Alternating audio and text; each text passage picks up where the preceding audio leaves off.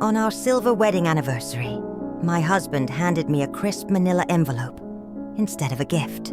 25 years is long enough, he announced into the mic, smiling at 100 glittering faces.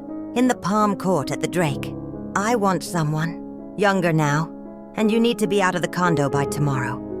He'd apparently forgotten. My parents bought that gold coast condo for me the year before our wedding. His mother, Evelyn Mercer, folded her hands and offered a small, satisfied smile. I stood, smoothed my navy silk dress and took the microphone.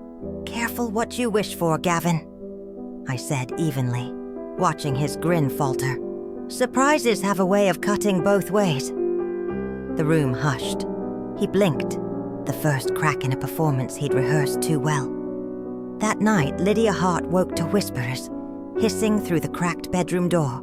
Gavin Mercer paced the hallway, phone cupped to his mouth at 3:07 a.m., voice tight with excitement.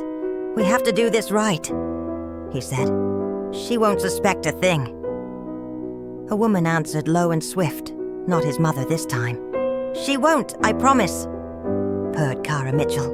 Lydia lay still in the dark, eyes open, heart thrumming against the mattress. A floorboard creaked. Gavin slipped back into bed smelling of a new cologne, wood smoke and citrus, and lay rigid, awake, rehearsing the next move. By morning, the world felt tilted. Gavin was unnaturally tender, pressing a kiss to Lydia's cheek as lake light spilled over the parquet floors. "Lydia, my love," he said, "let's pick the restaurant for our anniversary today. I want everything perfect. Perfect. In 25 years, Gavin had never planned a celebration. He critiqued them. He snatched his keys, hurried out, and accidentally left his phone face up on the nightstand. A notification blinked. "Calendar. Call Kay at 11 a.m. "Watering the fiddle leaf by the window?" Lydia asked, too casually. "Who's the K in your contacts?" Gavin spun so fast the blinds rattled. For a heartbeat, panic flashed. Then he composed himself. "Cara Mitchell, Seattle office. Vendor issue." He lied smoothly, left eye twitching in its telltale staccato. "Just work. I see," Lydia said, smiling like someone who'd just stepped onto black ice. They had met at Northwestern. She, the scholarship kid with a gift for numbers. He, the ambitious marketing prodigy with charm to spare. They dreamed of children, a brick too flat, summers at the lake. The doctors found nothing wrong, but the miracle never came. Gavin took it badly, especially when Evelyn began to needle. Some women just aren't. Maternal, dear. In time, Lydia made peace. No children, more travel, bigger careers. But something essential had shifted in him.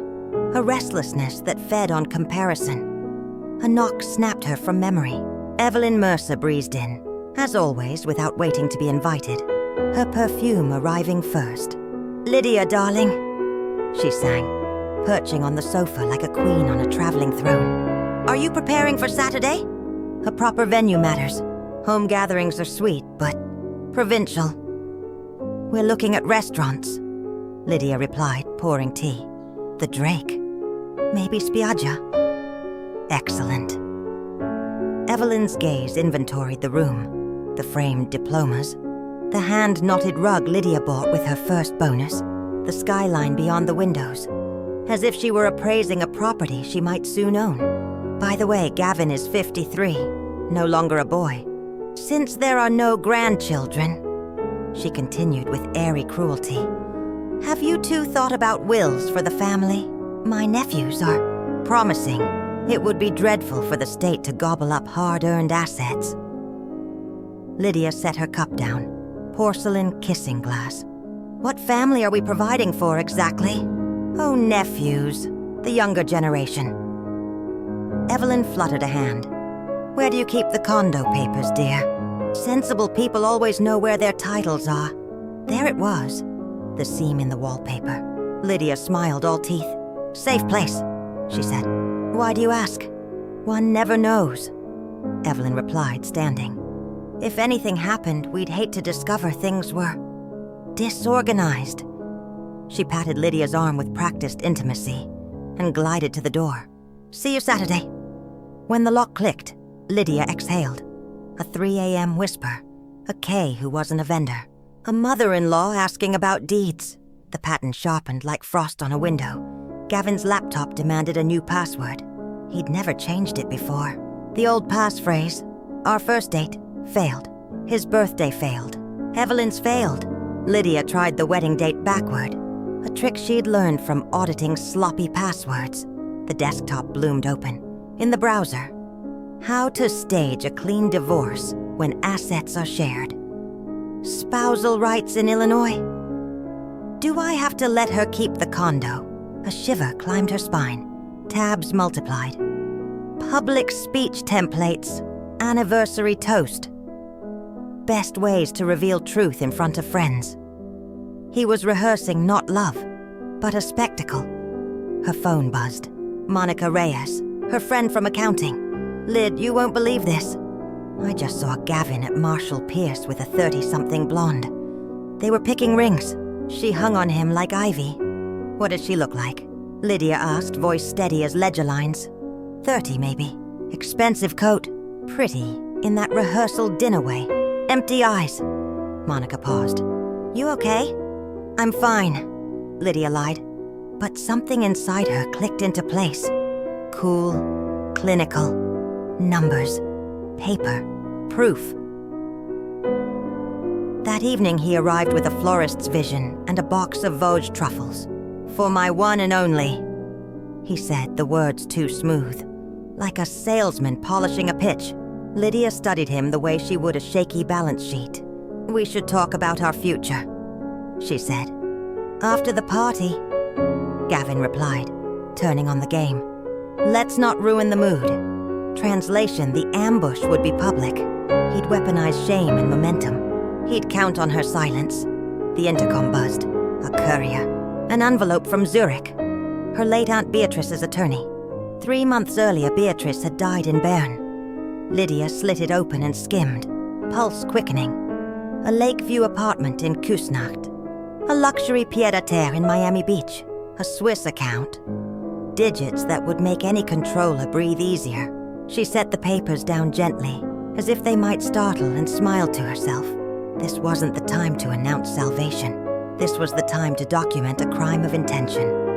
At 11:04 p.m., from the cracked study door, she heard him again. This time whispering to Evelyn. "The Drake is confirmed. After the toast, we move fast. She'll sign. Arthur Thornton will be at the bar with the paperwork." Evelyn's voice sharpened. "And Vanessa Quinn?"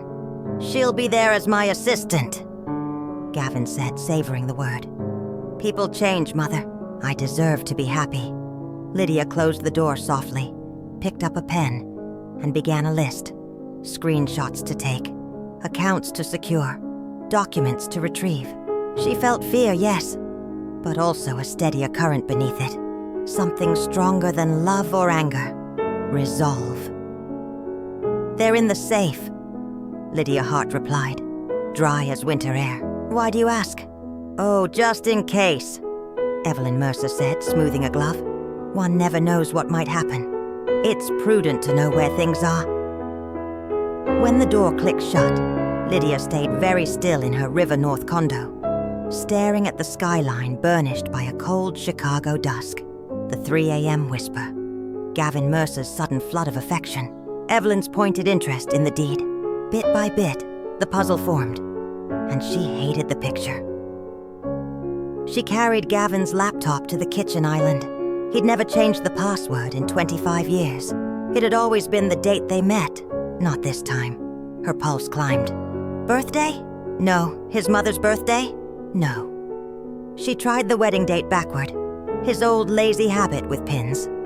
And the desktop bloomed open. The browser history nauseated her. How to divorce when assets are shared. Spousal rights, Illinois. Can a husband keep the condo? Page after page. Legal tricks for dividing property. Public speech templates. Anniversary toast. He wasn't planning a celebration. He was storyboarding a coup. Her phone buzzed. Monica Reyes. "Lyd, you won't believe this. You're Gavin." I just saw him at Marshall Pierce & Co. on the Magnificent Mile with a 30-something blonde. They were looking at rings. She was draped over him like ivy. What did she look like?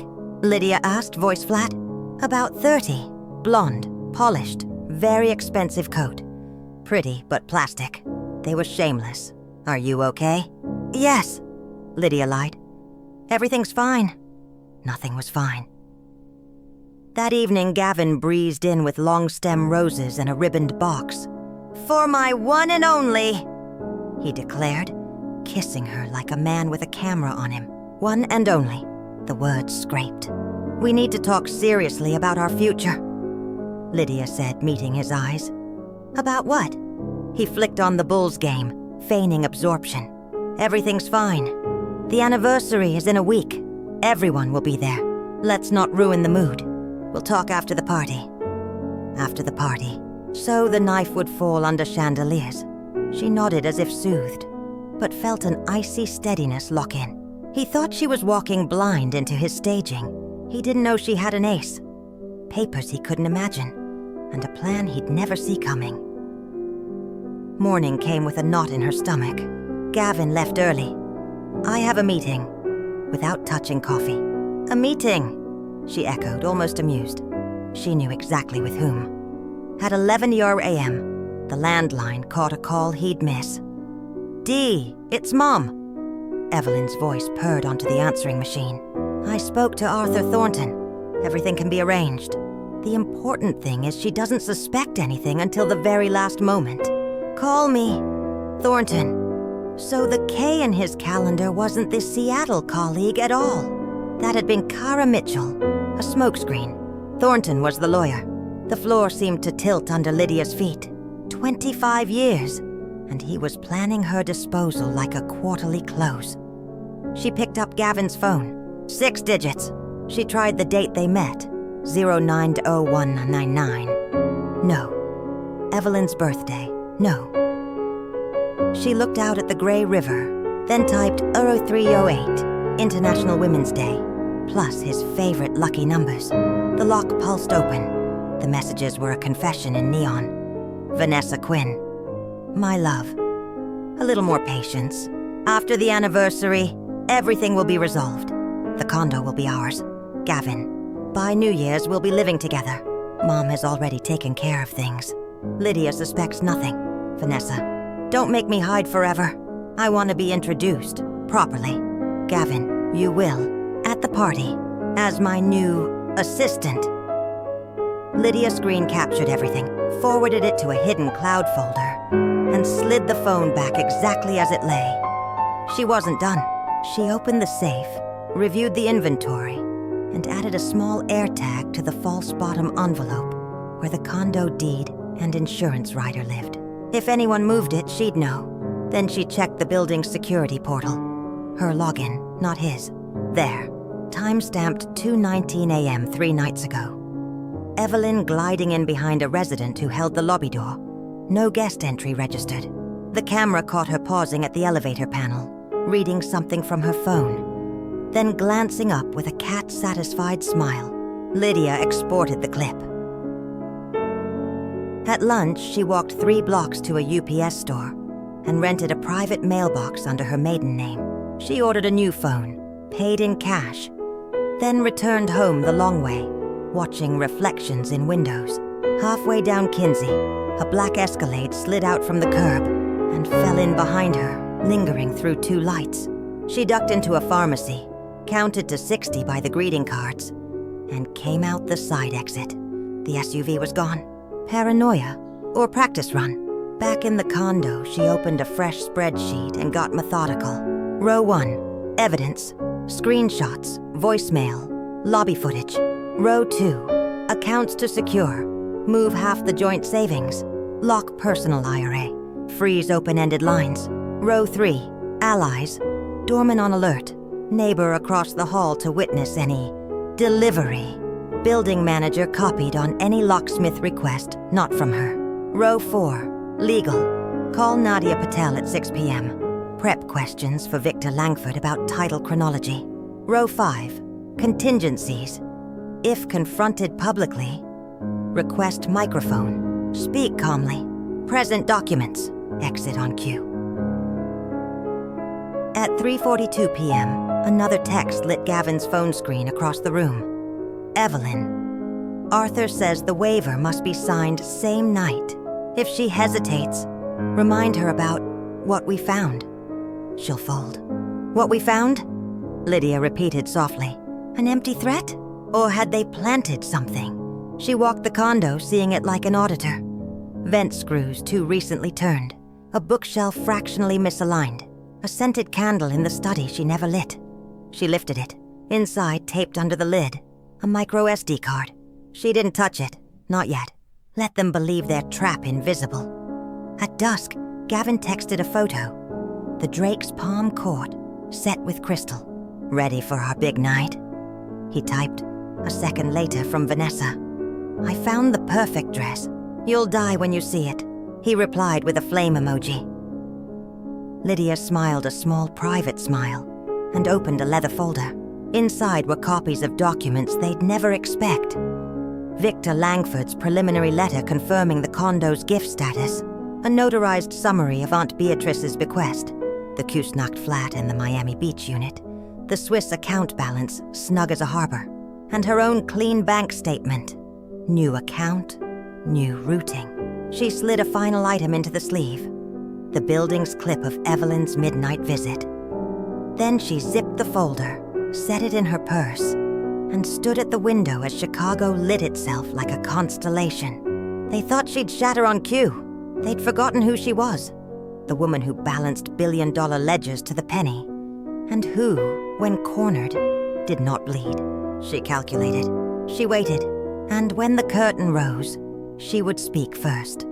Thornton says, if we play this right, she'll only get half. I'll keep the condo. The text glared up from Gavin Mercer's unlocked phone, and Lydia Hart felt her knees go weak. They were parceling out her life like a thrift store lamp. Gavin, his mother Evelyn Mercer, the lawyer Arthur Thornton, and the mistress Vanessa Quinn. A tidy little snare with Lydia cast as prey. And the worst part? They were enjoying the planning. A second message popped. Gavin, Mom, are you sure the condo title's in both our names? Maybe we got lucky and it's just mine. Evelyn, I saw the copies when you bought it. Both names. But Arthur says there are ways. The important thing is she signs the waiver. And if she won't sign, she will sign. After what we're going to do to her at the party, she'll have no choice. What were they going to do to her? Public humiliation? A staged accusation? Lydia's throat tightened. She screen captured everything, airdropped the files to her private phone, then placed Gavin's device exactly as she'd found it, face down on the marble console, smug and humming. A plan. She needed a plan and a witness who knew where all the legal tripwires were buried. She called Nadia Patel, a college friend turned family attorney. They hadn't spoken in months, but loyalty didn't rust with Nadia. Lyd, Nadia answered over city noise. Long time. You okay? Can we meet today? Lydia kept her voice even. I need a consultation. 6 o'clock. Wacker Drive. Glass tower with the copper lion in the lobby. Come straight up. The office smelled faintly of paper and espresso. Nadia hugged her, then read Lydia's face the way only old friends can. Sit. Start at the beginning. Don't spare me the ugly parts. Lydia did. The 3 a.m. whispers behind the bedroom door. Evelyn's inspection of the safe. The calendar reminders. The texts from Vanessa Quinn. The $45,000 ballroom at the hotel in D.C. they used to visit on anniversaries, now repurposed into a stage for her execution. Nadia didn't interrupt. She only asked crisp surgical questions.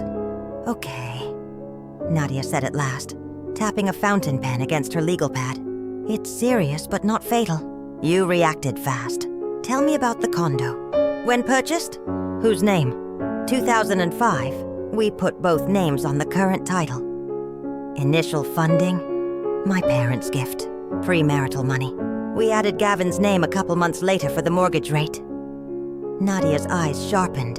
Good, that matters. Are you still employed? I'm controller at a real estate conglomerate. 15 years. Other joint assets? A weekend cabin. It's minor. The condo is the crown. Then listen carefully, Nadia said, leaning in. No one can force you to waive what's yours. Their only hope is to rattle you so hard, you sign to make it stop. Don't. From now on, gather and duplicate evidence, record conversations if legal, quietly move half of joint liquid funds into an account in your name. And for heaven's sake, don't tip your hand. Let them think you're still in the dark. Relief loosened Lydia's ribcage for the first time in days. How much? Nadia waved it off. Friends don't meter the clock. Keep me posted and text me your safe combination in case you need a runner. You aren't alone, Lydia. You're armed. Armed felt right. Lydia walked out stronger, her heels crisp against polished stone, only to find the first shot of the war already fired. Gavin was at the foyer mirror at home, practicing a smile he'd never earned. You look run down today, he said, eyes never leaving his reflection. Don't take it wrong, but yeah, Lydia, you've let yourself go. 52 isn't the end of the world, but upkeep matters. Gym. Dermatologist. A little work. I saw Monica Reyes's daughter. 30. Looks 25. Very polished. He let the comparison dangle like a noose. You have a meeting tomorrow, he added abruptly. Saturday, all day. Another date with Vanessa Quinn, Lydia translated. That's fine, she said, steady. And Sunday I'm with Mom. New TV setup. He smoothed his tie, certain, smug, rehearsed. He didn't notice her watching everything. The way his left eye twitched when he lied, the flash of anxiety when she didn't take the bait, the quick glance at the safe as he passed. He didn't notice because he'd already decided she wasn't a threat. Lydia went to the study and opened her spreadsheet. Now a living battle plan. She added a line. Nadia, retain formally. Monday a.m. Another, Victor Langford, retrieve archival deed letter. Parents' gift noted. She scrolled to accounts and initiated a transfer. Half of the joint savings to a new account in her name only.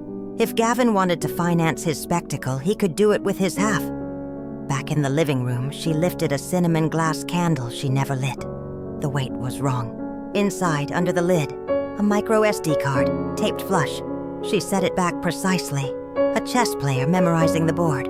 If Evelyn or Gavin wanted to find something before the party, she'd let them think they were brilliant. Her phone buzzed again on the table, a voicemail from the landline's recorder, captured while she'd been out. Evelyn. Arthur says, if we play this right, she'll only get half. Remember to mention what we found. If she hesitates, she'll fold after tonight. What we found. They'd seeded the condo with bait and would spring it under a chandelier. Fine. Lydia would bring a bigger light. She texted Nadia the newest recordings and forwarded the stills of Vanessa's ring shopping. Nadia's reply came back at once. Perfect. Don't react. Dress for war. If they go public, you go factual. No tears, no shouting, documents and dates. 3 minutes at a mic can undo months of scheming. That night, Gavin stood in the doorway again, casual as a cat that's eaten the canary. Tomorrow's going to be perfect, he said. You'll see. I will, Lydia answered, closing her folder. Inside, copies of everything waited. Thornton's name, Evelyn's midnight visit to the lobby, screenshots, and a draft letter from Victor Langford, confirming the condo's original status as a premarital gift. She slid in one last page, the instructions for her new account and a checklist titled, If Public Attack, Then. Gavin stretched, feigning a yawn. Big day. Don't stay up. You'll need your beauty sleep. Sleep, Lydia said softly, meeting his eyes in the window's reflection. Of course. He wandered off humming, already composing lines about honesty and fresh starts. He had no idea the script was no longer his. Tomorrow, Lydia told her reflection. You speak first. I'm going to set up her new smart TV. Gavin Mercer called from the doorway, keys jingling. Spending the day at Mom's? The door clicked.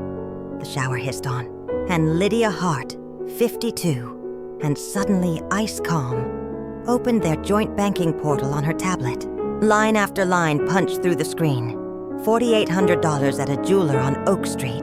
$23.50 to Arthur Thornton and Associates. $1,975 at a designer boutique in River North. A $9,700 cashier's check labeled simply AT Retainer. Nearly $30,000 in a month.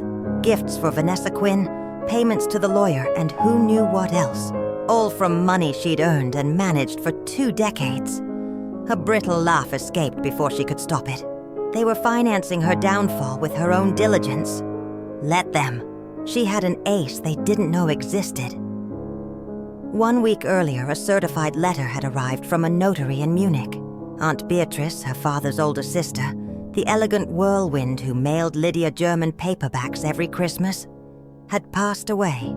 She left no spouse, no children. She left everything to Lydia, her only niece. Inside the packet, a deed to a Munich city center condo, appraised near $800,000. A bank summary listing $570,000 equivalent in euros, and title to a luxury investment condo in Miami Beach. More than $3 million in total. Lydia had said nothing. She'd planned to surprise Gavin on their silver anniversary. Now the windfall was armor. She opened her laptop and began quietly mapping how to register the inheritance, what documents Elise Porter at the consulate would require, which transfers could land in a new account solely in her name, how to keep predatory fingers from anything with her signature on it. On Monday morning, Lydia put on the navy blazer she wore for board audits and walked to a limestone building off LaSalle. The brass plaque still read, Victor Langford, Real Estate Counsel, the man who'd shepherded their condo purchase nearly 20 years earlier. He rose with the same gentlemanly smile. Lydia Hart. It's been ages. And how's Gavin? I need your help, Victor, she said, closing his office door. Strictly confidential, his expression settled into business.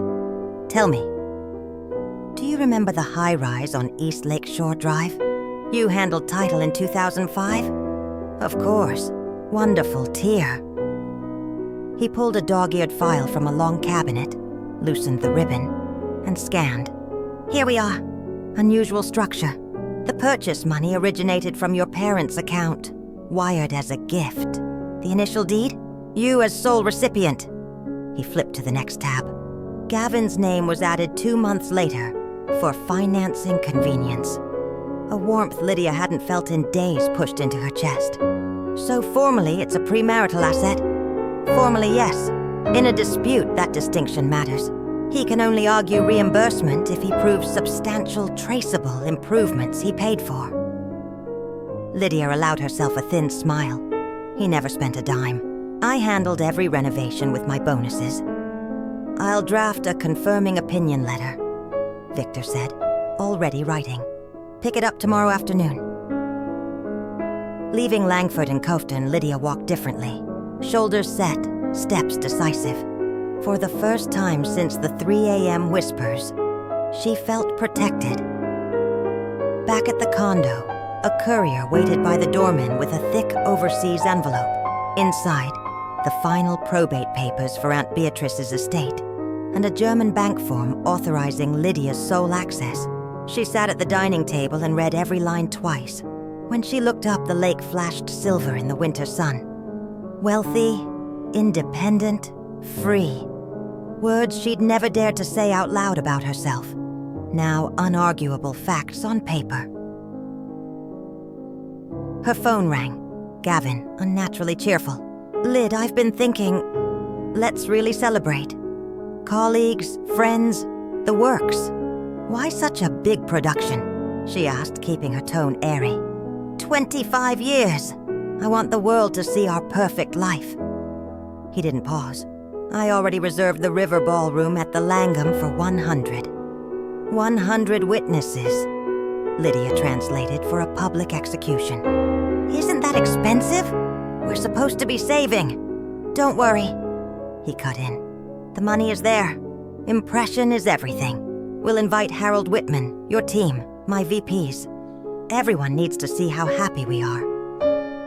"How very generous," she said, "and let him bask. I've got a meeting with some partners," he added, then hung up. Late afternoon, the elevator doors parted to reveal Evelyn Mercer in a cream coat and a smile sugared to perfection. "Lydia, dear," she cooed, gliding inside without waiting to be invited. "A little gift from me to you." She pressed an envelope into Lydia's hand. Inside lay a heavy card. Arthur Thornton and Associates, family law, divorce, property division, complimentary consultation. A post-it in Evelyn's looping hand. Just in case. You never know. The audacity was almost artful. They were gifting her a consultation with the very lawyer plotting to strip her. Lydia slid the card back into the envelope and returned a thank you smile so polished it squeaked. Thoughtful as ever, Evelyn. "I worry about you, daughter," Evelyn said, using a word she'd withheld for 25 years, then drifted to the door, satisfied with her performance. When the apartment was quiet again, Lydia went to work. She opened the joint account and moved half of the liquid funds into a new bank under her name only. She scanned the inheritance packet, filled out the IBAN transfer forms, and encrypted copies to a secure drive. Then, on impulse, she reached up to the brass floor lamp in the corner, a piece Gavin's mother had helped pick last month, and twisted the shade. The socket wobbled. Under the felt base, her fingers found a wafer of plastic and a red pinprick LED, a bug, cheap, sloppy, planted to hear her panic aloud. Lydia clicked it off, set it on the marble like a dead beetle, and smiled without mirth. "You'll get nothing from me," she murmured. "Only the show I choose." At dawn, she would visit the bank to open a euro-denominated account. By lunch, she'd email Elise Porter's office for the consular stamp. By afternoon, she'd collect Victor Langford's opinion letter. And when Gavin lifted a champagne flute in front of 100 people, she'd be ready, with documents, dates, and a voice that didn't shake. For now, she tidied the papers into a slim leather folio and slid it into her closet safe. On the cover, she'd embossed a single word years ago for audits and board reviews. Facts. Evelyn Mercer's ribboned envelope felt like a dare. Inside lay a heavy cream card. Arthur Thornton and Associates, divorce and property law. In the corner, a handwritten note in looping violet ink. Free consultation anytime. The gall of it. They were handing me a consultation with the very lawyer orchestrating my removal. "Very thoughtful," I said evenly, meeting Evelyn's ice blue gaze. "I worry about you, daughter," she replied, using for the first time in 25 years a word she'd withheld like a prize. Then she glided out, satisfied, her perfume lingering like static. When the door latched, I cleaned, something to keep my hands from shaking, and found the real gift in Gavin Mercer's charcoal sport coat. A crumpled business card from Arthur Thornton, corners greasy from 1,000 schemes. Same firm, same plan. In the inner pocket, a receipt for a $5,200 ballroom deposit at the Langham River Ballroom, and a jeweler's polishing slip for a ring I'd never see. He came home late, effusive and lacquered in an unfamiliar cologne. "Everything's ready," he announced, sweeping me into a hug that felt like a pose. "Menu guests. The night will be unforgettable." "It will," I agreed, letting the word sit between us like a blade. "What cologne is that? It isn't yours." He blinked. "Elevator. Neighbor with, strong perfume. Must have rubbed off." Lie number. I'd stopped counting. He moved to the window, voice pitching into theatrics. "At the anniversary, I'm giving a special speech. Our life, our future plans." "What plans?" "You'll see," he said, enjoying the secret. A surprise. A chill slicked my spine. I lay awake until the building quieted, and at 2:07 a.m., heard the hallway murmur. I eased to the bedroom door and listened. "Mom, it's perfect." Gavin breathed. Restaurant booked. Guests confirmed. After the toast, it all happens. Are you sure she doesn't suspect? Evelyn asked. How would she? She's naive. She's always trusted me. And she still does. And if she won't sign, she will. He chuckled. After what I say in front of everyone, she won't have a choice. Everyone will see what she's really like. Gavin, Evelyn ventured. Wouldn't it be kinder at home? Less of a scene? No, in public she can't fight. She'll go straight home. Arthur Thornton will be waiting with the papers. Quick, clean, no drama. And Vanessa Quinn is coming. I'll introduce her as my new assistant. You're cruel, Evelyn whispered. Equal parts horror and awe. It's practical, he said. 25 years is enough. I deserve to be happy, even if it's at her expense. I slid back into bed, eyes open to the dark, so Vanessa would be there. Front row for the spectacle, and then a triumphant ride in my elevator. That was the script they'd written for me. I had a different ending. Morning bank. I opened a personal account and moved half of our liquid savings. If Gavin wanted to bankroll his mistress and his lawyer, he could do it with his half. Then I stopped by Victor Langford's office to confirm pickup of his opinion letter that our East Lakeshore Drive condo was a premarital gift, mine before Gavin's name ever appeared on the deed. Work was next. Mr. Whitman, I said, stepping into my CEO's glass-walled office. May I have a minute? Of course, Ms. Hart, Harold Whitman said, studying my face. Is everything all right? For now, I replied. I wanted you to hear it from me. I'm entering a difficult personal phase. Divorce. His brows knit. I'm sorry. I thought you two were solid. You even invited me to your anniversary. That's why I'm giving you a heads up. If there's noise, I'll keep it out of the office. My work won't suffer. He leaned back, decisive. You're the best controller we've had in 15 years. Whatever happens, your job is safe. That night, while Gavin was at another meeting, I laid out Aunt Beatrice's inheritance documents. The Munich condo, the Miami Beach investment unit, the bank balances, and plotted the escape hatch. The Miami place was between tenants. I could be in by month's end.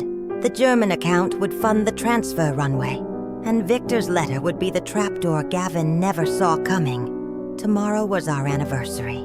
He thought he'd deliver the killing blow. He was the one walking into the ambush. I locked my folio of proofs in the safe and allowed myself a thin, private smile. Thursday, 9:10 a.m. The German consulate off Michigan Avenue smelled like toner and old leather. Elise Porter, a brisk woman with a neat bob and kind eyes that had seen everything, held my passport in one hand and Aunt Beatrice's will in the other. Everything appears in order.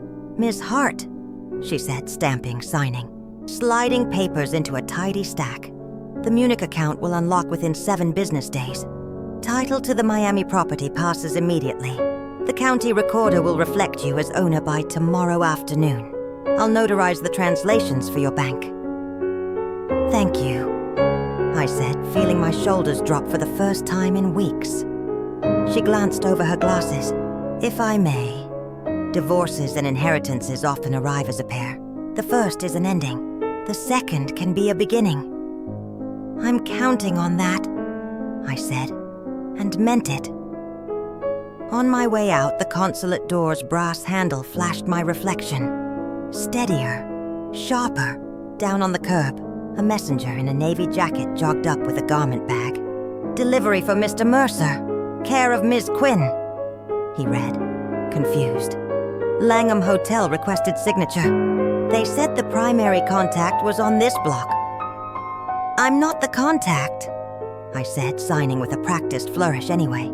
I'd return it to the front desk myself. Let the hotel file note how many favors the assistant required. Back at the condo, the doorman handed me a florist's tag he'd pulled from the trash. 2VQ. Tomorrow is our forever. Gee. I tucked it into my folio like evidence in a trial. By noon, I'd opened a Euro account and queued the international transfer. By 2, I'd scheduled a locksmith to rekey the safe after the party. By 4, I'd confirmed lighting at the Langham, the microphone stand center room, the kind of acoustics that carried every syllable. That night, Gavin rehearsed in his study, unaware the bug he'd planted in my lamp now sat on my desk.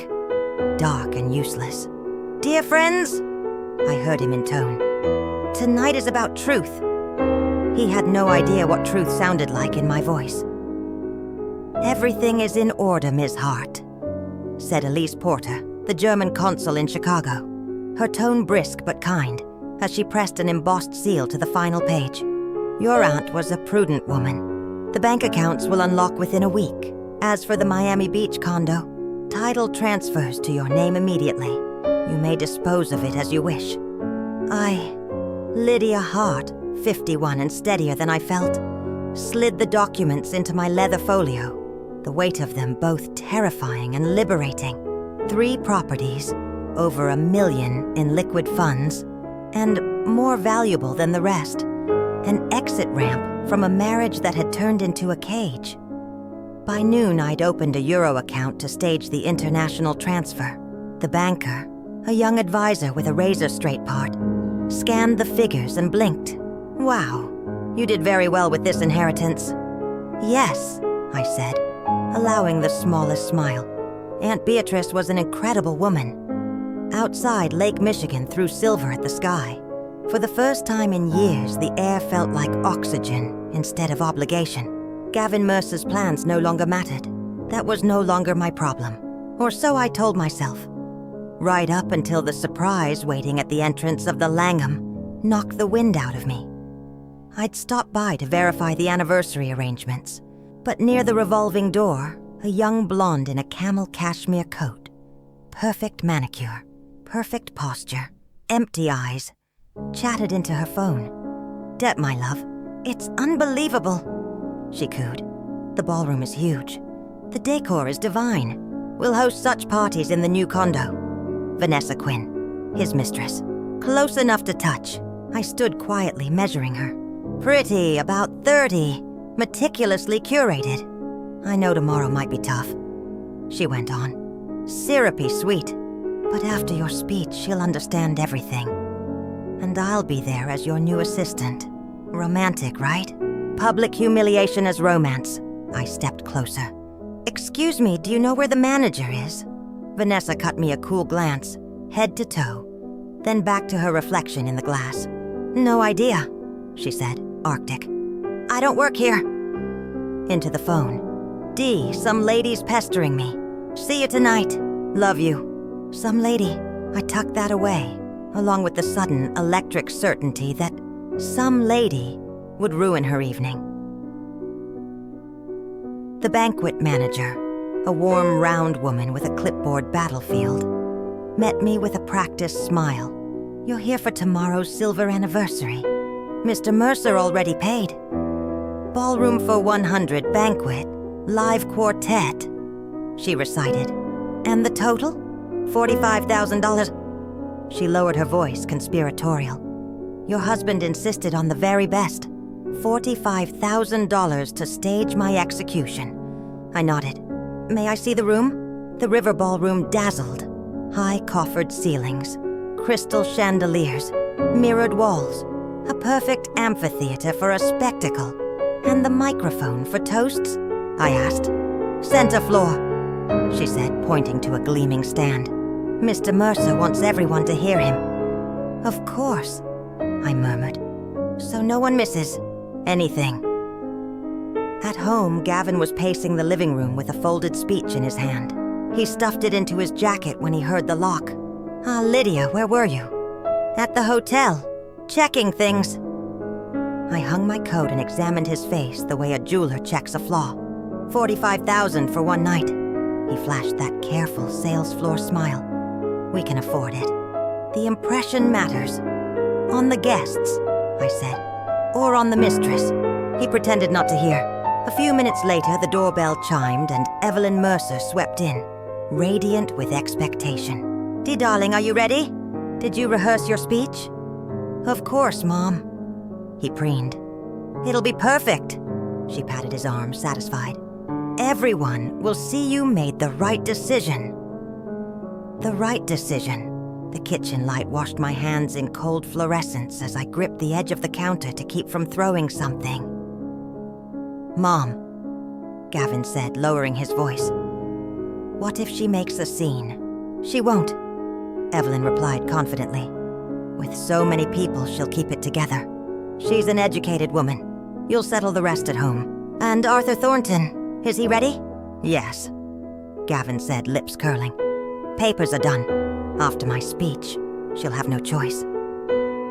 I slipped into the bedroom and drew my own folder from the dresser. Victor Langford's legal opinion confirming the condo was a premarital gift. My inheritance certifications and translations. New bank statements. Evidence. Prepared and patient. Tomorrow those pages would turn the knife around. Later, after Evelyn left and the condo settled into its evening hush, Gavin locked himself in his study. I stood outside the door, listening to him rehearse, the words pious and cruel.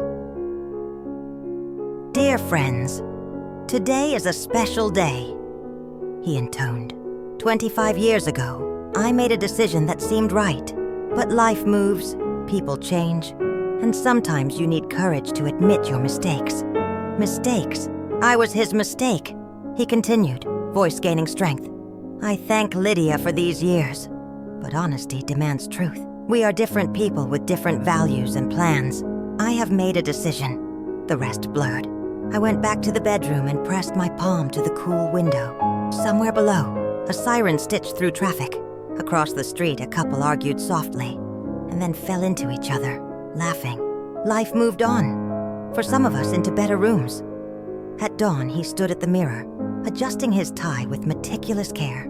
"Lydia," he said, eyes glittering at his reflection. "Today is a great day."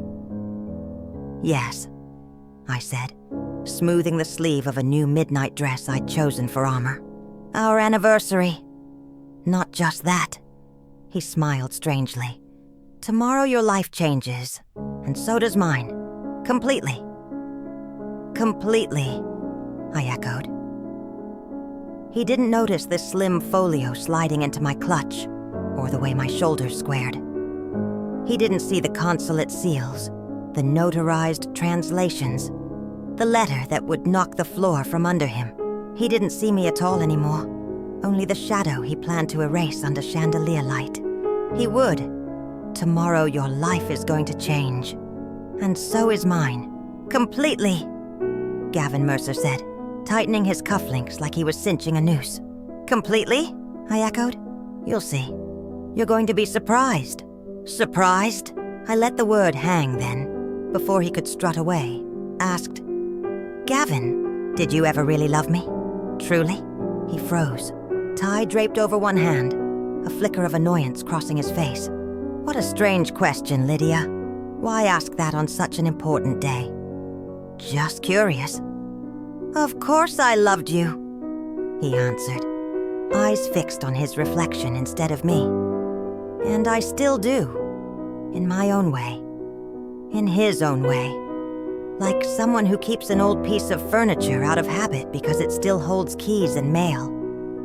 "I understand," I said quietly. The day spiraled into logistics. Gavin stalked the condo, barking into his phone, confirming the quartet, rechecking the lighting scheme, pestering the hotel about the champagne brand. By late afternoon, he was vibrating with nerves and triumph. "Are you ready, Lydia?" he asked, stopping in the doorway when he saw me in a deep blue dress I'd chosen for armor rather than beauty. "Ready," I said, sliding my clutch, thin, black, and carrying documents that could split an empire, under my arm. "Then let's go. It's time for the truth to be known." The drive down Wabash was a silence made of glass. 25 years earlier, we'd ridden to the courthouse in a silence that hummed with hope. Tonight's quiet felt like the hush before a verdict. Gavin drummed the steering wheel, checking his watch every 3 blocks. I watched Chicago's lights run like liquid code across the river and reminded myself to breathe. At the Langham, he paused with theatrical solemnity. "Lydia, no matter what happens tonight, I want you to know I wish you the best." The best? I smiled without warmth. How generous. And I wish you exactly what you deserve. The river ballroom glittered. Round tables for 100. White roses domed over gold candles. A mic on a stand dead center like a guillotine blade, waiting to drop. Guests arrived in a lacquered stream. I accepted congratulations with a steady smile, while my spine vibrated like a tuning fork. The blow could fall at any second. "Lydia, you look stunning," said Sloane Archer from accounting, squeezing my hands. 25 years. How romantic. "Yes," I said, scanning the room. Very unexpected, all of it. Across the parquet, Vanessa Quinn stood under a chandelier in a champagne sheath, introduced to anyone who asked as Gavin's new marketing assistant. Young, polished, calculated. She chatted breezily with two of Gavin's colleagues as if her presence at my anniversary were normal. The audacity of it would have been funny if it weren't so precise. "Gavin Mercer, congratulations!" boomed Harold Whitman, the CEO, as he clapped Gavin's shoulder. "Rare to see a couple so solid these days." "Thank you, Mr. Whitman," Gavin beamed. "It's a special day. I've even prepared a very special speech." A speech. My throat went dry. Meanwhile, Evelyn Mercer wafted from table to table, receiving compliments on her good son and his devoted wife, basking in a glow only she could see. Her eyes glittered with the satisfaction of a chess player who thinks she's already added a queen to the board.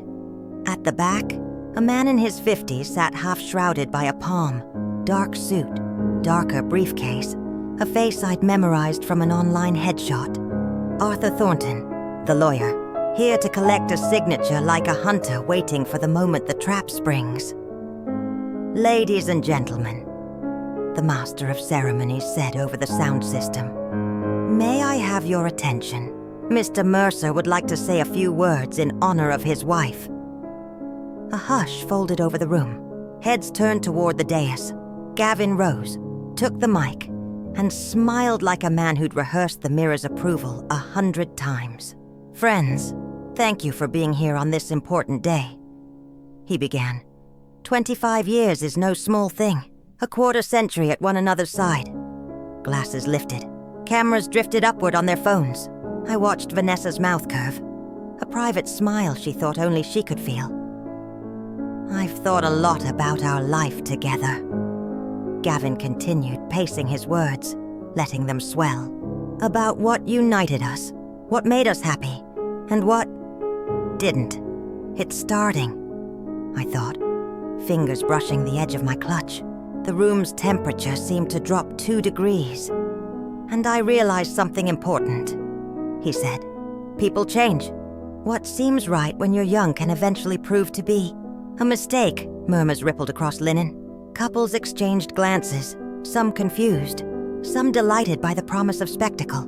I felt the moment bifurcate, before and after, like a pane of glass preparing to shatter. 25 years ago, Gavin said, his tone brightening with false magnanimity, I chose the woman who would be my life partner, guided by youthful emotion. But life has taught me to see things more clearly. "Gavin," I murmured just loud enough for him to hear. "What are you doing?" "The truth, dear," he said into the mic, not looking at me. "It's time to stop lying to ourselves." He faced the guests fully, voice sharpening. "Friends, I want to be honest with you, and with myself. For 25 years, I endured a life with a woman who is not right for me. A gray, dull woman who doesn't know how to be the partner of a successful man." Gasps cracked the silence. Someone blurted, "Are you out of your mind?" Another hissed, "Sit down, Gavin." Evelyn smiled like a cat at cream. Vanessa's eyes glittered. Arthur Thornton leaned forward, pen uncapped, like a vulture scenting heat. "Quite the opposite," Gavin said smoothly. "For the first time, I'm thinking clearly. Lydia needs to understand this. Our marriage is over. I'm filing for divorce." The room went still. Crystal held midair, breath held midrib. Through the mirrored wall, The chandeliers multiplied the scene into 1,000 bright boxes. My husband crowning himself brave, my mother-in-law gleaming, my replacement posed for victory, and me, the woman he'd misjudged, standing with a calm so complete it felt like steel. I slid my hand over my clutch and felt the raised seals beneath the leather. He thought this was the end. He had no idea it was the opening act. Hands flew to mouths. A few guests pressed palms to their chests. Evelyn Mercer smiled, triumphant and unblinking, as if she'd arranged the constellations herself. Feeling the room tilt in his favor, Gavin Mercer lifted his chin. "Furthermore," he announced, voice ringing off the chandeliers, "I want a fair division of assets. Lydia must leave the condo. It's time for a new life, new relationships." He tipped his glass toward the back, where Vanessa Quinn, the marketing assistant in a champagne sheath, barely suppressed a victorious smirk. "Is this a joke?" a woman blurted, baffled. "Are you in your right mind, Gavin?" demanded Harold Whitman, the CEO, stepping forward with a scowl. "More than ever," Gavin replied, cool as cut ice. "I have the right to be happy, and I'm going to exercise it. Lydia will receive what the law dictates, and will separate on good terms." "And that young woman is your good terms?" one of my friends shouted, jabbing a finger toward Vanessa. "Vanessa is a wonderful woman. She understands what I need," Gavin said openly, letting the insult hang. "Unlike other people." That was enough. I stood, smoothed my dress, and reached for the microphone as gently as lifting a teacup. "Thank you, Gavin," I said softly, almost sweetly. Very honest. The ballroom quieted to a pin-drop hush. Some braced for tears for a dramatic exit. Instead, I kept my voice steady. "You know, dear friends," I went on, "Gavin is right about one thing. Enough of the lies. I'd like to speak the truth, too." A crease formed between his brows. This part wasn't in his script. "The truth is, I've known about this entire charade for 3 weeks," I said, turning just enough to let the back tables see my face. "I knew about Vanessa, about the lawyer Arthur Thornton, who is sitting right over there, and about your plan to corner me into waiving my rights to our home." Heads swiveled. Arthur Thornton went pale and tried to melt into the palm fronds. 2 guests, both former litigators, drifted deliberately into the aisle and made his exit inconvenient. "Lydia, what are you talking about?" Gavin cut in, voice tightening. "That your plan fell apart, darling." I slid a slim folder from my clutch. "You made a tiny mistake. Our condo is not a shared asset. It was a gift from my parents in my name before the marriage." I held up a stamped page, seals catching the chandelier light. "I have the confirming documentation from our original real estate attorney, Victor Langford." Gavin took a half step back. "That can't be." "And there's more," I continued, pulse steadying as the truth did its work. 3 weeks ago, I received an inheritance from my Aunt Beatrice. A condo in Munich, another in Miami Beach, and over $1 million in cash. The silence turned cathedral deep. Glass stems trembled. "So, gee, what property division are you imagining? You'll get half the cabin and half of your car. Everything else is mine."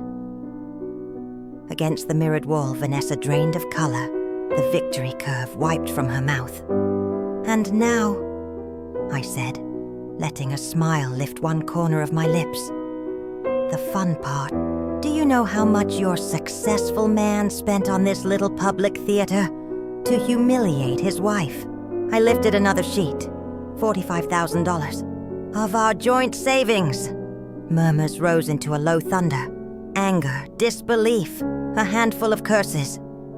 "But I'm not spiteful," I added. "Gavin, you are free. Take your wonderful woman, as you called her, and live wherever you like. Just not in my condo." "Wait," he whispered, the bravado leaking out of him. "We can talk about this." "There's nothing to discuss," I said, returning the papers to my clutch. I'm filing for divorce tomorrow. Thornton can leave. I won't be needing him. I turned, addressing the room. Friends, I'm sorry to have stained your evening. But sometimes truth is more important than appearances. Thank you for coming. Now you know who is who. I set the microphone on the table and walked toward the doors. Behind me, the ballroom detonated. "Gavin, you're a complete scoundrel!" someone shouted. 25 years in this? Vanessa tried to slip out, but an angry knot of guests blocked the aisle. "Home wrecker!" a woman snapped. "Did you think stealing someone's husband was glamorous? Have you no shame?" Evelyn Mercer fluttered from table to table, hands up, offering explanations nobody wanted. "You don't understand." "We understand perfectly," came the reply again and again. At the threshold, I paused. The night air off the river was cool and bright with city noise. Sirens far away, a boat horn low and warm. Through the high windows, I saw the elegant card house Gavin had stacked collapse in slow motion, the microphone on its side, 2 waiters frozen, guests crowding, cameras up. In the center, Gavin stood pale and blinking, like an actor who'd forgotten his lines. Harold Whitman cut through the din and stopped nose to nose with him. "Gavin Mercer, I am deeply disappointed," he said, voice clipped. "After this display, we'll be reviewing your position first thing Monday." "But Mr. Whitman, it's not what it looked like," Gavin stammered. Lydia twisted. Sloane Archer barked from 3 tables over. "We all heard you call your wife gray and dull. 25 years with a colorless woman. Aren't you ashamed?" In a darker corner, a second drama ignited. Vanessa shoved through the cluster and latched onto Gavin's sleeve. "Gee," she hissed, nerves fraying. "What is happening? You promised me a condo. Where's the money for our new life?" "Not here," he muttered, eyes darting to the phone's recording. "Why not here?" Vanessa's voice rose, pitch glassy with panic. "I've waited 3 months. You said we'd live like royalty after the divorce. So where is it?" Guests pivoted, delighted and horrified, angles shifting for better video. "Stop!" Gavin begged. "We'll talk later." "Talk about what?" She laughed, sharp and brittle. "You don't have a condo. You don't have money. You conned me." Her gaze cut to the crowd. "Do you want the truth?" This successful man blew joint funds on me. Jewelry, dinners, hotel suites, and took out loans besides. $20,000 from Chase, $15,000 from Wells Fargo, and $8,000 quick loan, all while promising me the world. A collective inhale. Even I hadn't known about the loans. Vanessa. "Enough," Gavin snapped, voice cracking. "Not here." "Why not?" She shot back. "You humiliated your wife in front of 100 people. But privacy matters now?" Evelyn teetered toward them, mask slipping. "What loans?" "Gavin, what is she talking about?" "You told me. My house." "Mom, not now," he said, every syllable frayed. "Not now." Her voice went hoarse. "I mortgaged my home to cover your consultations with Thornton, and now you've turned me into a cautionary tale." Security began drifting along the walls, radios murmuring. A few of Gavin's colleagues stepped back, hands raised. "For the record," one said loudly as he passed. "After tonight, don't tell anyone we're friends." The ballroom hemorrhaged guests. First my co-workers, then neighbors, then the curious who'd come for cake and left with a scandal. As they filed out, their verdicts dropped like stones. "Disgrace. Coward. Trash behavior." One younger guest waved his phone. "The silver anniversary traitor is already trending." 15 minutes later, only the wreckage remained. Toppled flutes, wilting roses. A man who'd set his marriage on fire, his mother counting the cost, and the woman he'd chosen to replace me, reapplying lipstick with a shaking hand. Somewhere outside, the river kept moving, indifferent and steady, and for the first time that night, I let myself breathe all the way in. Vanessa Quinn let out a bitter, almost hysterical laugh that bounced off the crystal chandeliers of the Seafarers' Ballroom at the Lakeview Grand Hotel in Chicago. Talk about what, Gavin? You don't have a condo or money. You fooled me.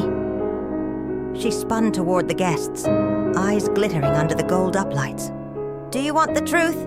This successful man promised me riches for 3 months. He bought me jewelry with his wife's money.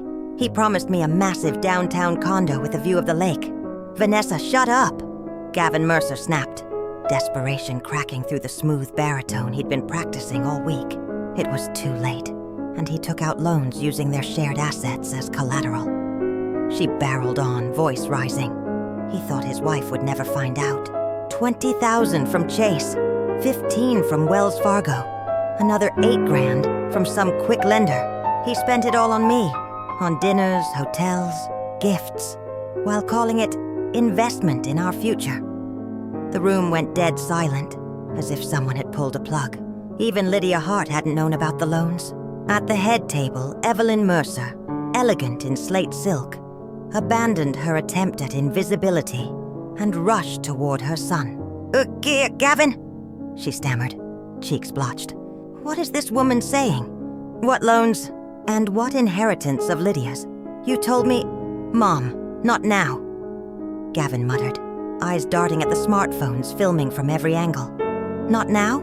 Evelyn's voice turned raw. I mortgaged my townhouse to give you money for Arthur Thornton. You said it was a sure plan that Lydia would sign. How am I supposed to pay the interest now? The admission rippled through the crowd. Even his mother was in debt because of his scheme. Wait, hold on. A guest called from a nearby table, lifting a hand like a referee. Did I get this straight? The 3 of you plotted to deceive Lydia Hart? Not 3. 4! Vanessa shot back, venom cold and precise.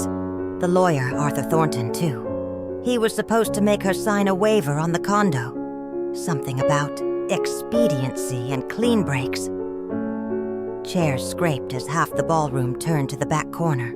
Thornton's chair sat empty, linen napkin tossed like a flag of surrender. The lawyer had already bolted. Cowardly snake! Evelyn hissed, and then lunged at Vanessa, years of stillness breaking into motion. 2 men in tuxedos stepped between them, just as a shove might have escalated into a full-on brawl.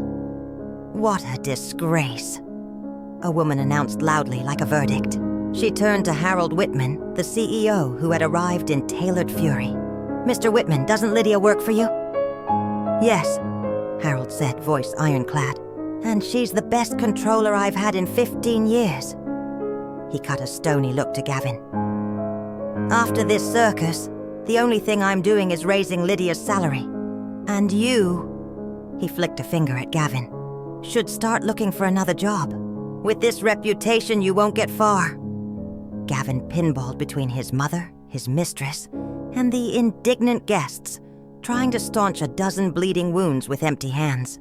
People, you don't understand, he yelled over the noise. I have the right to be happy. 25 years is too much.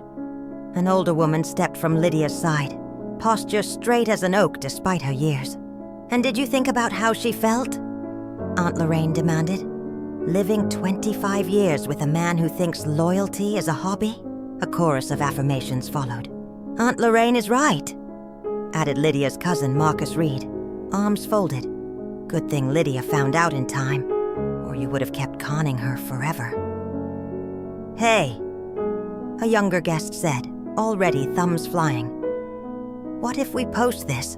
Let everyone know who Gavin Mercer really is. Yes. Others agreed in a rising wave.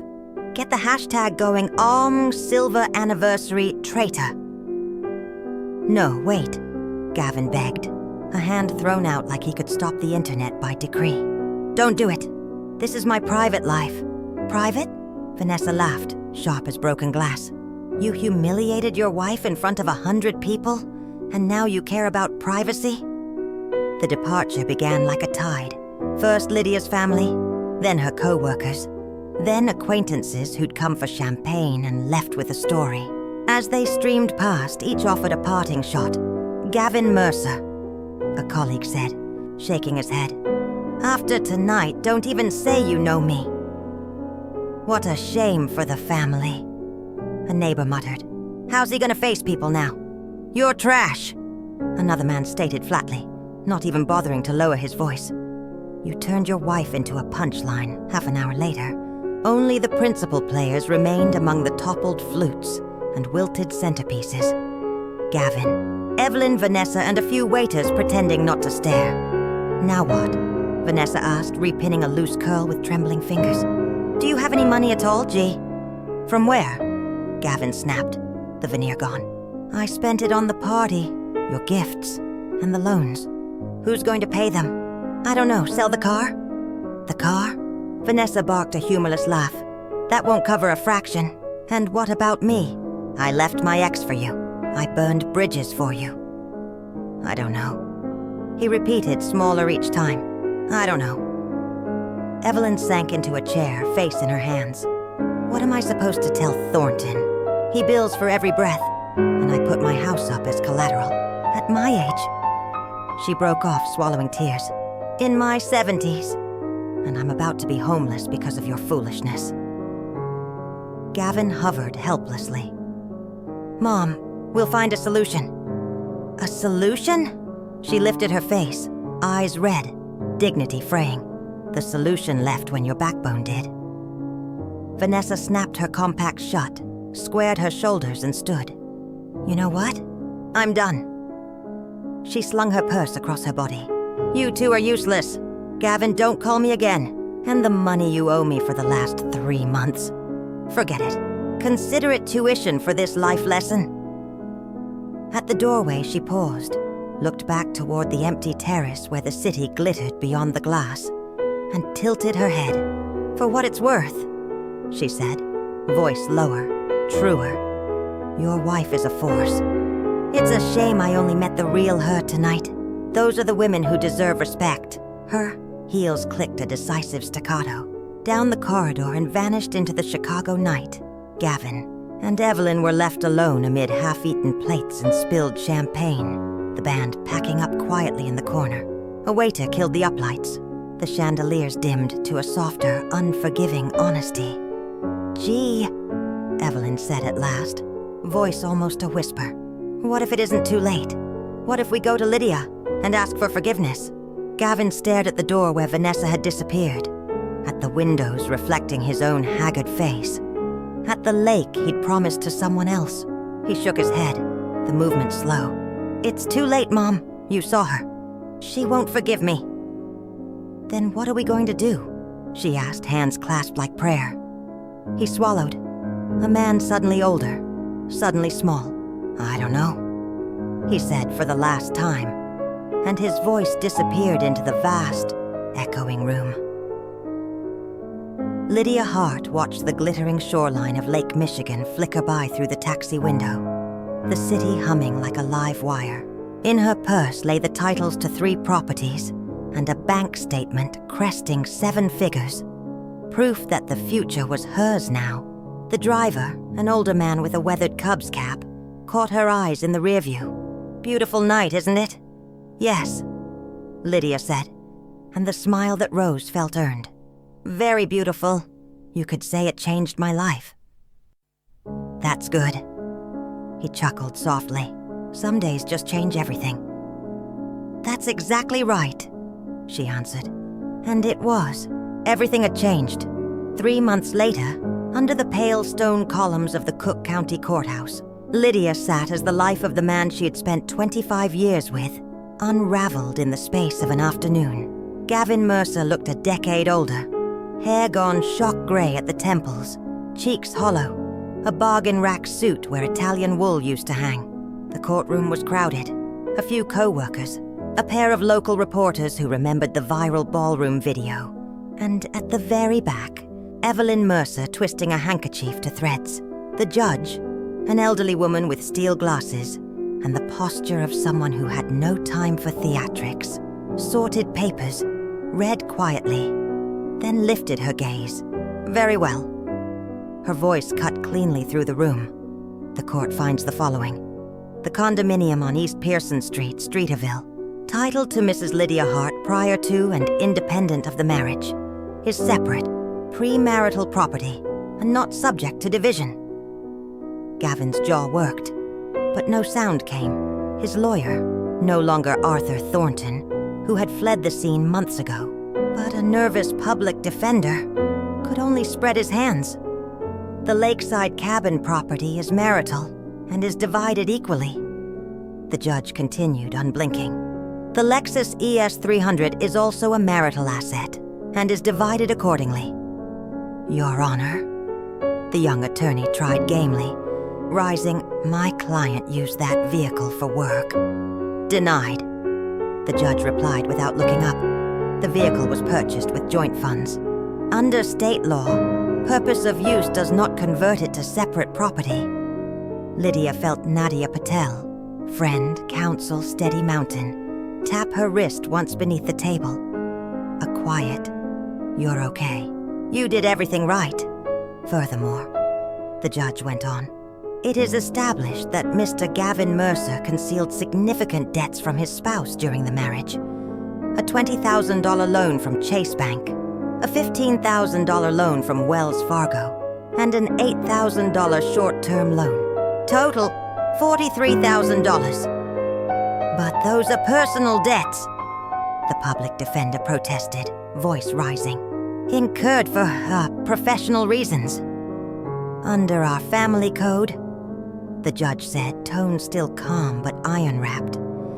Debts incurred during marriage can be joint obligations. However, because these funds were not used for family welfare but for the petitioner's personal pursuits, he shall be solely responsible for their repayment. Color drained from Gavin's face until he looked carved from chalk. 43,000, all his. This court hereby dissolves the marriage of Gavin Mercer and Lydia Hart, the judge concluded. The respondent retains her premarital condo and all accounts in her name. The petitioner retains half the value of the cabin and half the value of the vehicle. No spousal support is awarded. There are no minor children. The gavel's crack was small and enormous at once, a clean seam closing on 25 years. On the courthouse steps, the February wind came off the lake sharp enough to make eyes water. Lydia didn't flinch. She could feel the weight that had sat on her chest for years lift like fog in sun. "Lydia," Gavin called, clutching a battered folder. She turned. He stood a few steps below her, wind pushing at his cheap lapels. "What do you want to say?" she asked, not unkind. "Forgive me," he said, voice low. "I was a selfish fool. You didn't deserve what I did to you." She studied him for a long human moment. Was it remorse or just the need to soften his own fall? "Gavin," she said evenly, "I don't carry a grudge. We're different people. You wanted an easy life at someone else's expense. I learned to fight for what's mine." He tried a smile that didn't stick. "Could we see each other sometimes? As friends?" "No," Lydia answered, soft but firm. "It's better if we go our separate ways."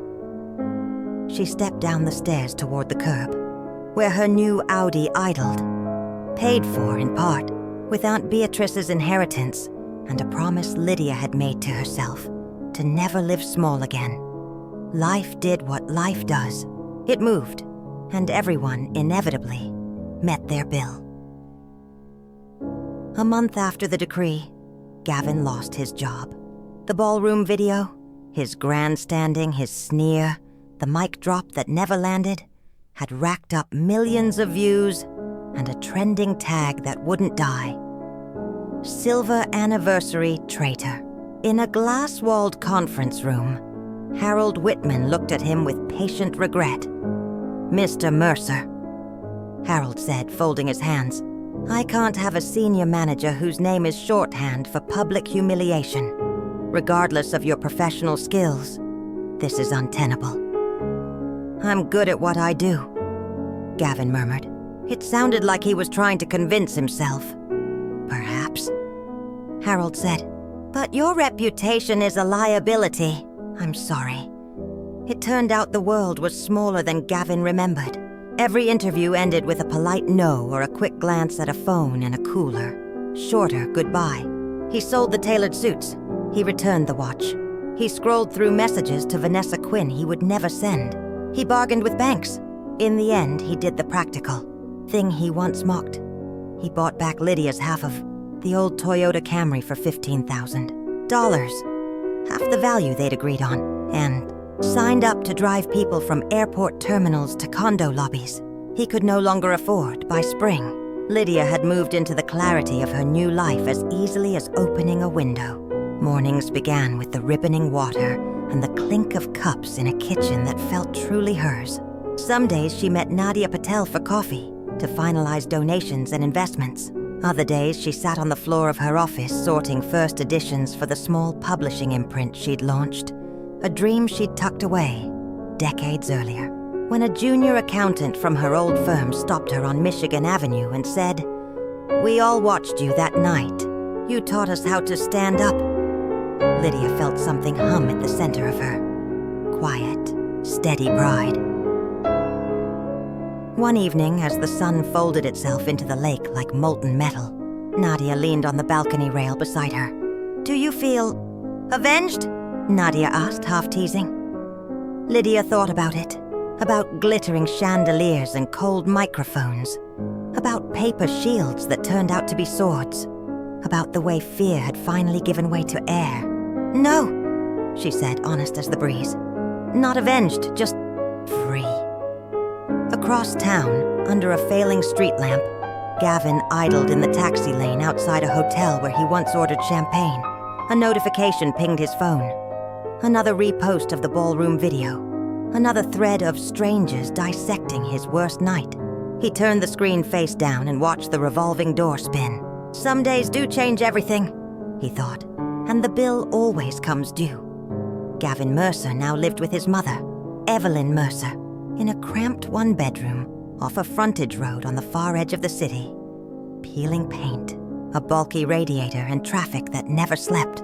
Evelyn had sold her elegant Lincoln Park townhouse to cover the lawyer fees and the debts he'd hidden. What was left barely bought this place. At night, she'd look at the cracked ceiling and sigh. Gav, if only you'd listened. Never tangled yourself with that Vanessa Quinn. "It's too late, Mom," Gavin would mutter, counting the day's rideshare tips at the wobbly kitchen table. Too late for regrets. Vanessa, of course, landed on her feet, if not on a pedestal. 2 months after the scandal, she married a 50-year-old restaurateur who owned a modest chain along the Gulf Coast. He was comfortable, generous, and as everyone whispered, not very sharp.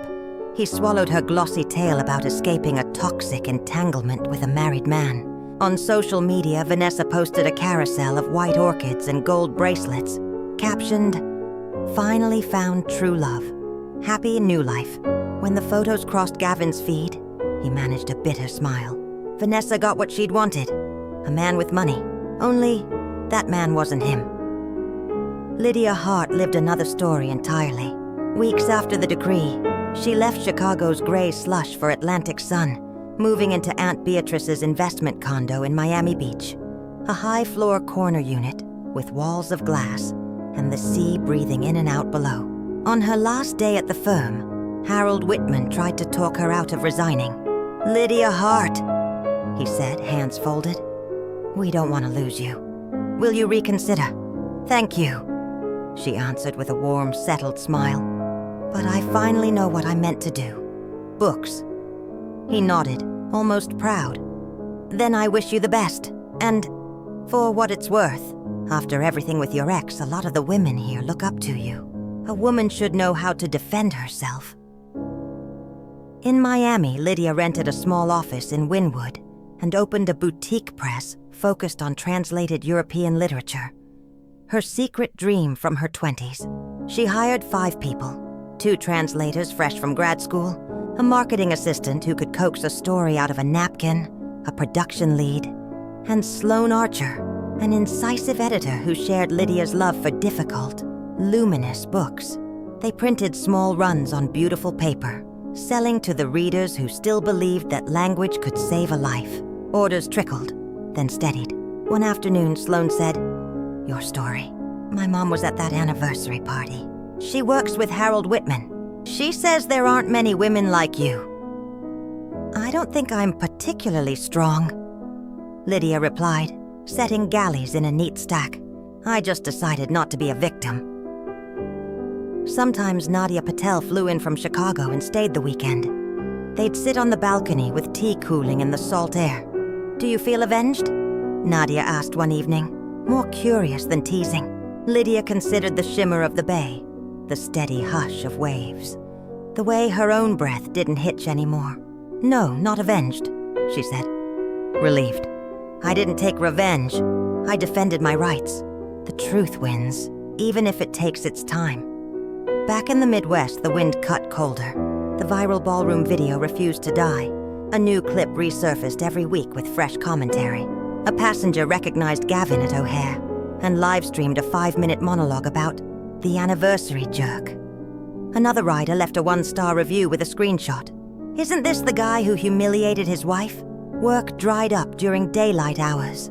So he chased surge pricing after midnight, weaving between Bar Close and the first train. Evelyn, who'd once hosted charity teas and holiday recitals, now clipped coupons at the kitchen counter. What am I supposed to tell Arthur Thornton?" she fretted. "He bills by the minute, and I put the townhouse at risk." Gavin rubbed his eyes. "We'll figure it out." "How?" she asked, her voice thin. "I'm 72, Gav. I had a life. Now I have this." He didn't answer. He couldn't. A year to the week after the Watergate debacle, Lydia opened an envelope with Gavin's handwriting. "Lydia, I don't know if you'll read this. I understand now. You were the best thing in my life, and I ruined it with greed. I won't ask forgiveness. I haven't earned it. I only want you to know you deserve the best. Be happy. Gavin." She slipped the letter into a drawer. No anger, no tug of old grief, just a page from a finished chapter. That night, she stood barefoot on the terrace, coffee warm in her hands, the city glittering like a spilled jewelry box. Somewhere down Collins Avenue, a saxophone wandered out of a club and climbed the humid air. Freedom felt practical, not dramatic. The grocery list tucked under a book manuscript, the quiet arithmetic of royalties, the steady yes of her own voice. For the first time in years, happiness wasn't a thing she chased. It was the ground she stood on. Across the country, under sodium streetlights, Gavin idled in a rideshare queue, watching revolving doors spin like clocks. He thought about the moment a life tips. A microphone, a sentence you can't take back, a room full of witnesses. He thought about a woman who refused to break, and how truth, persistent as tide, wears down even the most polished lie. Did you like this chapter of Lydia's journey? Which city are you listening from? Tell me in the comments. If the story resonated, a super thanks helps me keep making more tales like this. Thank you for your kindness and your company. On your screen, you'll find 2 new life stories I think you'll love. There's plenty more on the channel. Don't forget to subscribe. See you in the next story. With love and respect.